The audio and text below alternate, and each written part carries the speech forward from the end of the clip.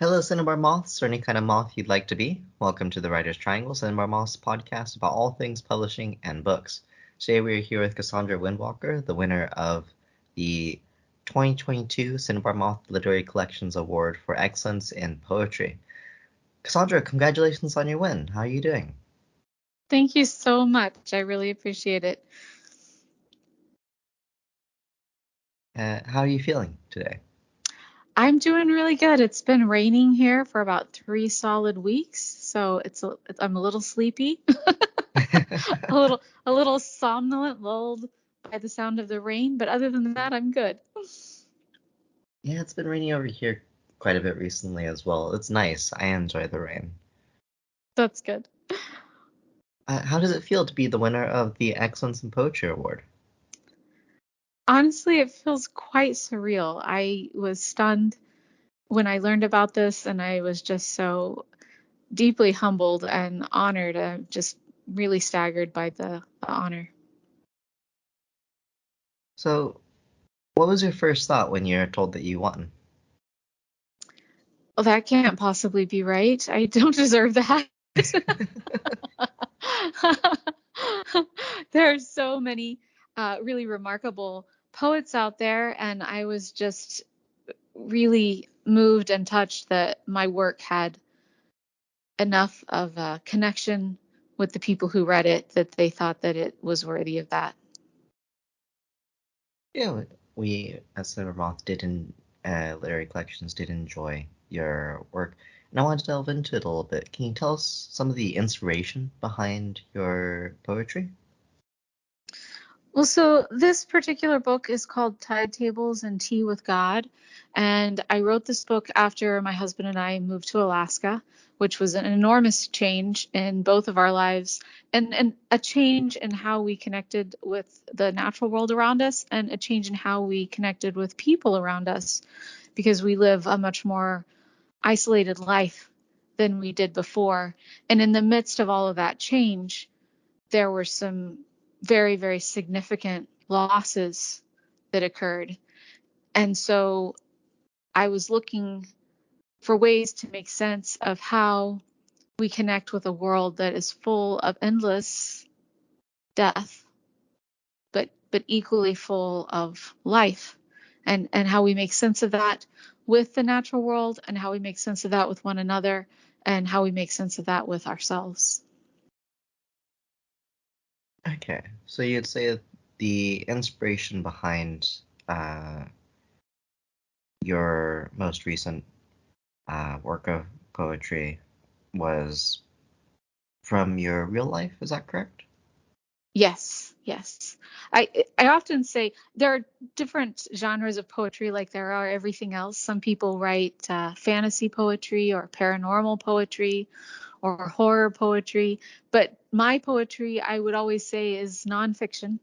It's not necessarily about my life, but it's always true, and it's always about how real people are connecting with real events and real spirits around them. Okay, so you often draw inspiration from so you draw inspiration, I guess not often, but for all of your poetry from the experiences of the people and the experiences of yourself and the world around you. Yes, yes. Okay. So delving into that a little bit more, when it comes to uh, your poetry, how would you say that you approach that with dealing with loss and dealing with life and managing that conversation, I suppose? That's a very big question. I think to me the the root of a poem is always in the minutia. We often are trying to tell a really big story, or we're trying to tell about somebody we love that died, or we're trying to talk about war, or we're trying to talk about injustice. And those are really big topics, and we can use really big words. But if we're going to make a poem out of it, and if we're going to connect that really big story to just one other person on the other side of that poem, we're going to need to talk about something really small.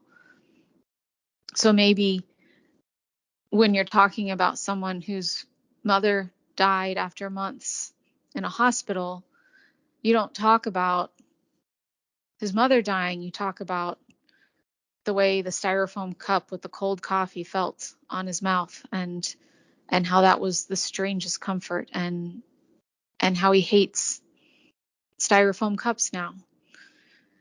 So I think poetry is all about taking the biggest things we have to grapple with and making them small enough that someone else can read them and carry them with them.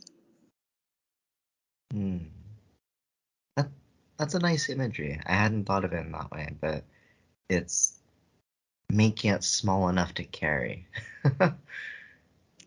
Yes. I do think these big topics can be kind of overwhelming in their totality. Uh, Yeah, when Russia invaded Ukraine back at the beginning of the year, I thought, like a lot of people thought, that this was going to be a very short war. And after it had taken a few days, I was like, this is lasting longer than I expected. And I was really struck by all of the stories that were coming out of the region. And I decided I'm going to write a poem every day about that war. And so I was reading news stories every day and looking for the really small things that anyone could read and connect to, even if Ukraine and Russia and Europe felt very far away and very distant, that they could find this one little thing and hold on to. And the war has lasted much longer than I expected. But that's still a significant part of my day every day, is reading through all the stories and accounts and looking for that one small thing and writing that one small thing so that it doesn't get lost, I hope, in all the detritus of war. hmm. And so with this kind of focus on taking the small things from the larger totality, would you say you took that approach as well with Timetables and Tea with God, with the collection of poetry there?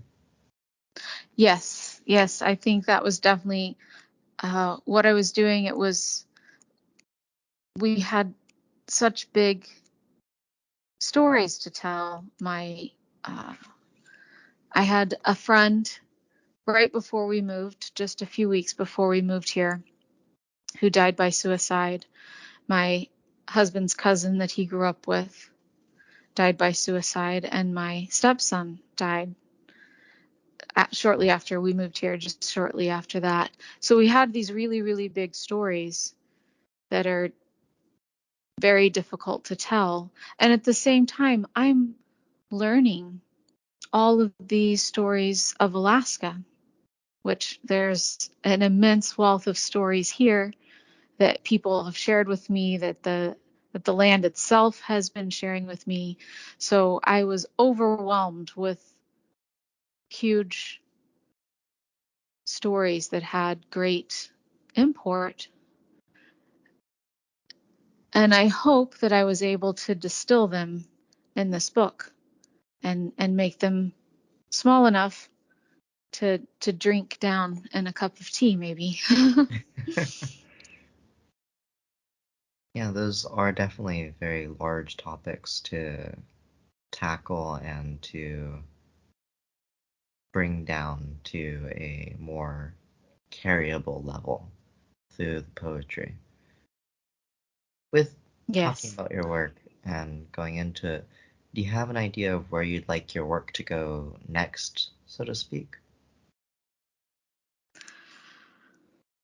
Well, I have another work of poetry that I'm trying to find a home for, and it sort of juxtaposes the worlds of Alaska and Madagascar, where my husband and I travel for his work periodically, and particularly looking at the circumstances of women in those two very disparate worlds. but they face some of the same struggles and difficulties, albeit in very different ways.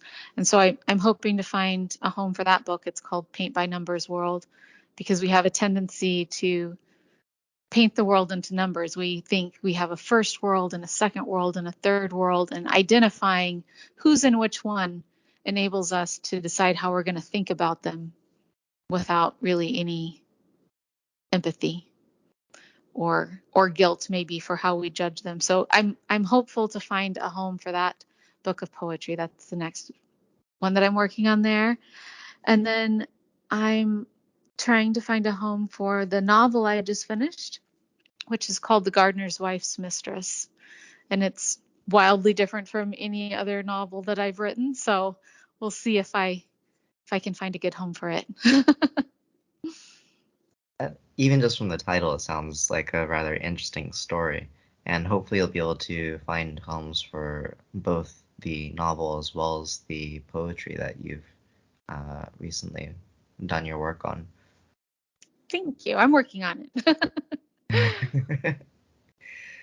And so, going back to Timetables and Tea with God, do you have any ideas of other poetry awards you'd like to win if you could? Oh gosh, I don't know. There's the big ones, of course. Everyone would like to win the Nobel Prize for Literature. That seems a little outsized for me at the moment. I think the most important thing to me is that the poems are read, because no work of art is completed by the artist. It doesn't, you could paint the most perfect painting in the world and combine and somehow trap all the spirits of the world in that painting, and it would not matter if no one saw it and connected with it and perceived it and understood it.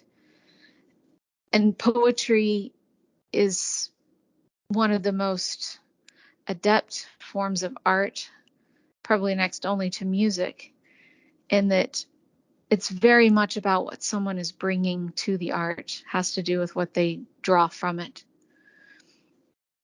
And so you know, the same book of poetry in the hands of 10 people is 10 different books of poetry.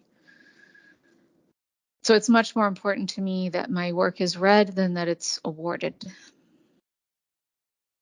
Okay. So, while getting rewards is nice and it feels good, it's nowhere close to your focus when it comes to your work. Yes, my only desire in winning an award is that, maybe someone will see that I won that award and they'll want to read it. That makes sense. And so, with your going back to your writing process a bit, what would you say is something about your process that you think might surprise people? Hmm.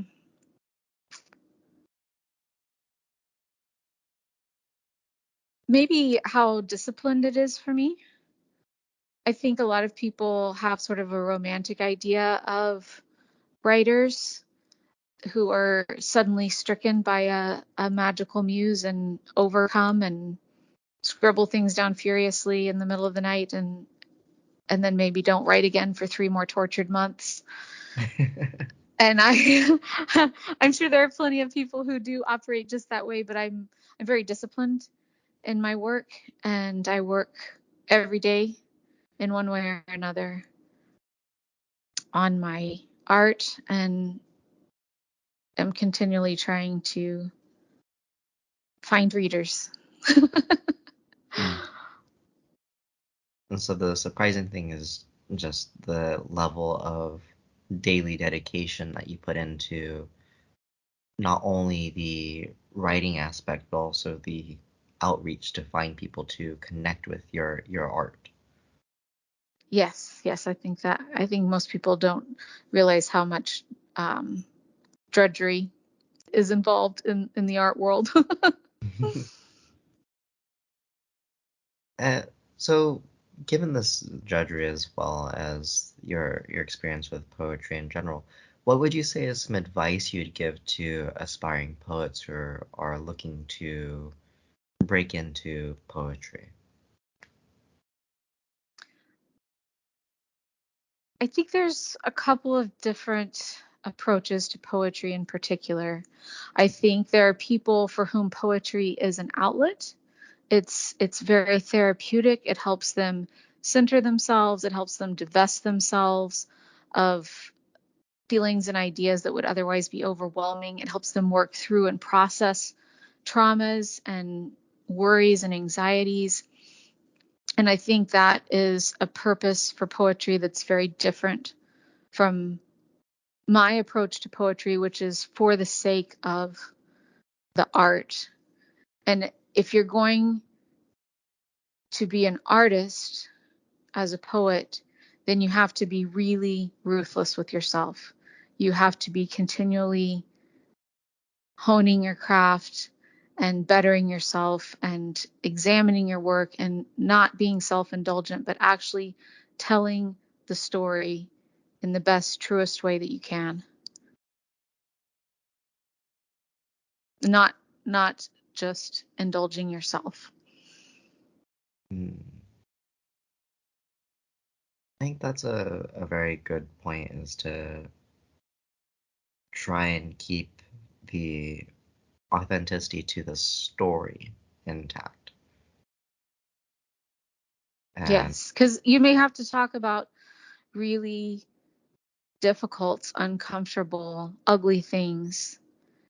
And you need to do that in a way that's fair to the content and that will connect and be true for the reader or the listener. hmm. So would you say that you might suggest to a potential poet, for example, that they write the first version that's self-indulgent and they get that feeling out, but then afterwards they go back to it and kind of reshape it to be closer to what might be connectable for a reader or listener? I think that's excellent advice. Yeah. Okay. And so for your poetry, how would you describe your poetry style, so to speak? The vast majority of what I write is free verse. Sometimes I will dabble in other forms or in metered poetry, but most of what I write is free verse. Okay. Did you have a specific reason for choosing to focus in free verse, or is it just something that happened naturally with the way that you end up writing your poetry? I think it happens naturally with most of it works best with the voice of most of the voices or poems that I'm writing.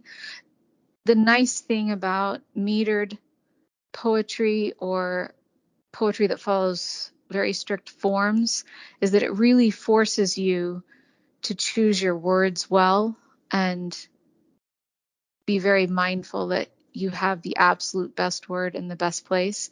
And it encourages a sparseness of mind that can be very helpful, that carries over even when you're writing free verse. So I think both approaches are very useful, but most of the time the voice that I'm speaking in is more acceptable in free verse. Mm.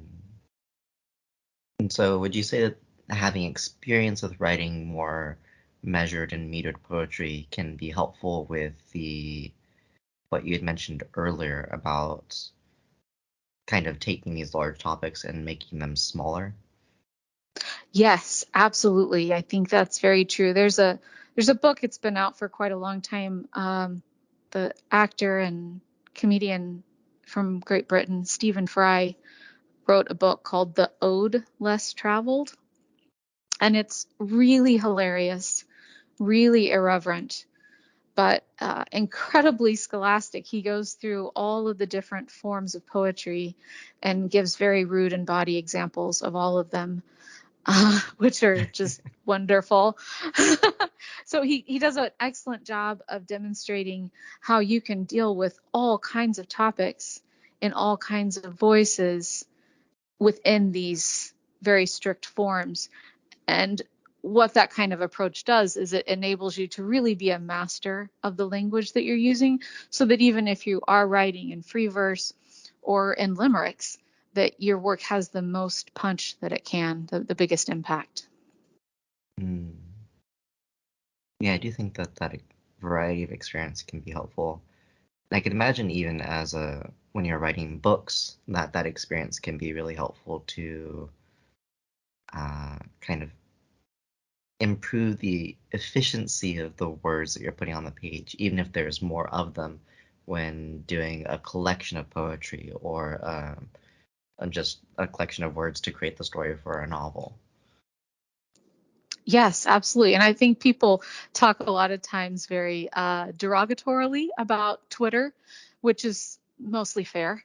But if you happen to participate in the writing or the reading communities on Twitter, it can be enormously useful for disciplining your writing, because when you start responding to the various writing prompts that are available on Twitter and trying to tell an entire story or write an entire poem in these 280 characters, you really have to be disciplined if you're going to tell anything coherent.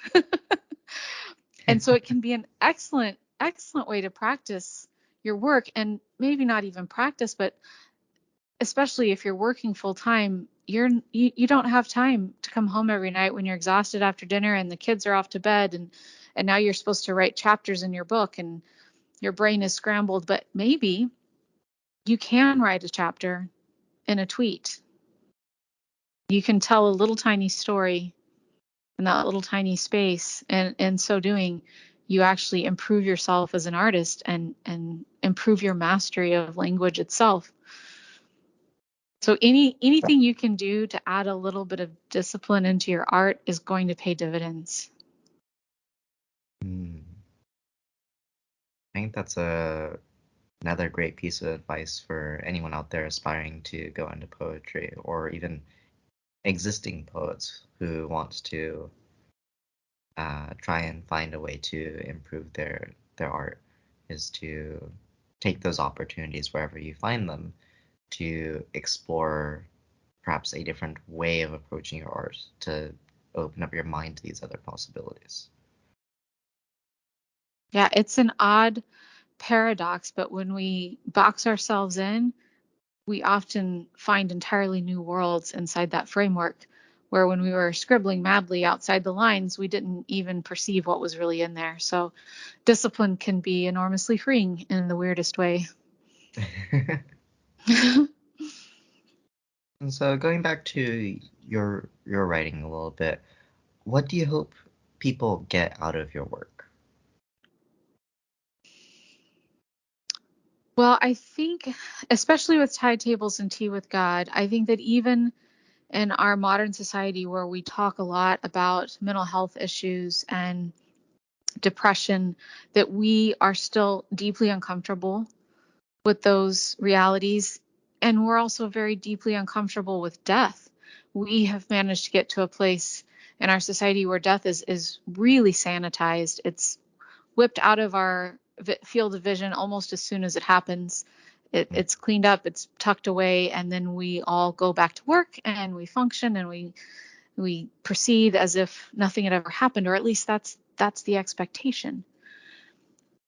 And I hope that my work is a way for people who are not finding that possible and who are having real struggles and are afraid of themselves, or they're afraid of pieces of somebody that they love, that they can look into these pages and say, that's familiar. I recognize that, and I can grab this hand of this person that I don't know, and I can get one step farther. I can get through another day. I can get to another sunset.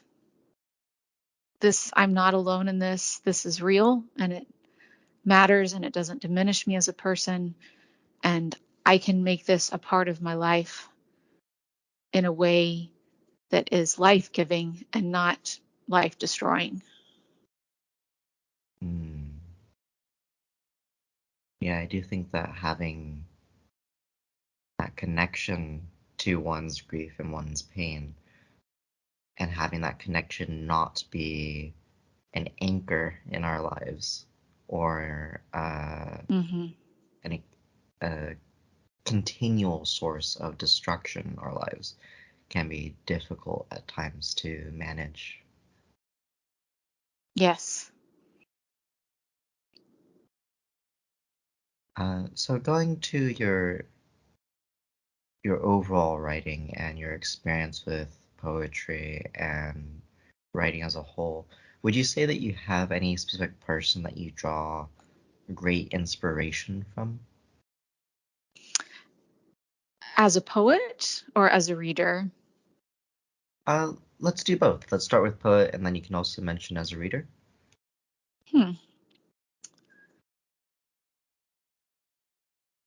I think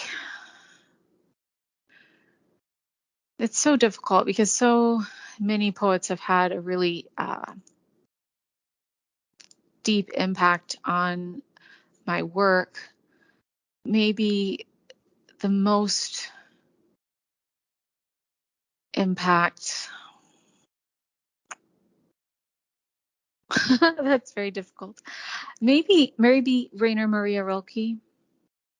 I think because he talks a lot about walking with the things that we often try to walk away from, like solitude and sadness and loss. And he talks about how we walk with those things, and they're not things that we need to run away from or find a place to bury them. They're things that we incorporate into our joys.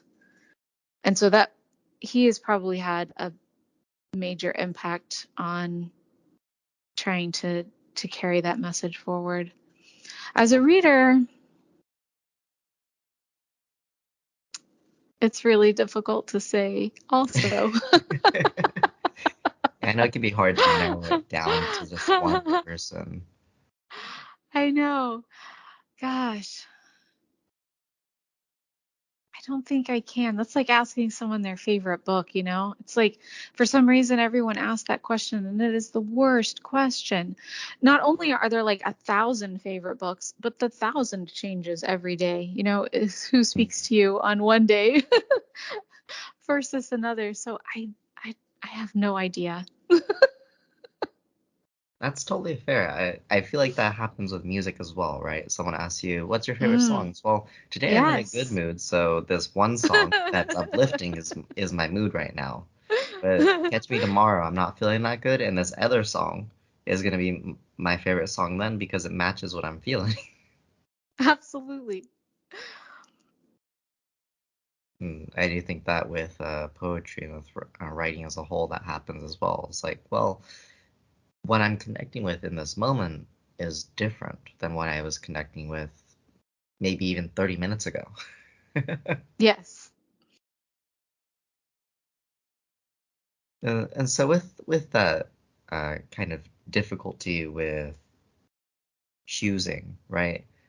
Mm-hmm. What would you say is perhaps instead of just one person, but a selection of indie poets that you would like people to know about that they might not already know about? Oh gosh. Well, one of my absolute favorite poets that I discovered just a couple of years ago, his name is Noah Lekas. It's Lekas. And he wrote a book of poetry called Saturday Night Sage. And it's fascinating. I don't know how this came about, but it's actually published by a record company. Oh I wow. think their name is Blind Owl Records. So I don't know how you pull off getting a book of poetry published by a record company, but I thought that was fascinating. But his poetry is fantastic because he has the mastery of the language, but you don't even notice it because he's pulling these images so seamlessly into your mind. And it's very blue collar. It's very dirt under the nails and rough riding railroad tracks. And at the same time, it has this almost mystical, philosophical quality that has really strong influences of like Midwestern, like Christian influences, but much more than that. It has these really Eastern Buddhist influences. It just has this